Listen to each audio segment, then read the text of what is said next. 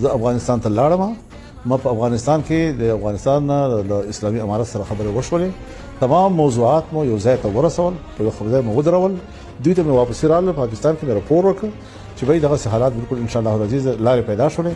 هغه کې افغانستان حکومت هم تاسو سره تعاون کوي تر دې حد پورې چې دغه تنظیمونه دوی هم آماده شول چې تاسو هر حل راوېست موږ قبلو. دا دومره نااهله حکمرانان دي زموږ د پاکستان او دا اسټابلیشمنت چې دوی روغه خبره چې موږ هغه هم سره نشو رسولای او زموږ کړه مهنت ضایع کړ او نن په هغه ځمانه ولاړ دي. پرونه موږ بار جوړو، باجا سره بار جوړ کړ، دا کمال و. چاپلار هم لاړ نشي، چاپلار هم لاړ نشي. اوس وایي چې موږ بار ختم کړو، دا هم کمال ده. او څو سره او طالبان خو د افغانستان کې امارت اسلامي ده، خو نه فوج ده تر اوسه پورې نه دوی په خپل فوجي قوت سره سرحدات کنټرول کولای شي، نه دوی داخلي امن لپاره لا قوت لري او بیا هم امن قائم ده. بیا غیر له انټيليجنس سره نشته چې نوې ادارې جوړي څو وخت پورې به اسټابلیش شي. پاکستان یو مضبوط فوج دی، سرحد یو چاپه د کنټرول کولای شي. افغانستان ته وایي تا نه خلک ولې روان دي.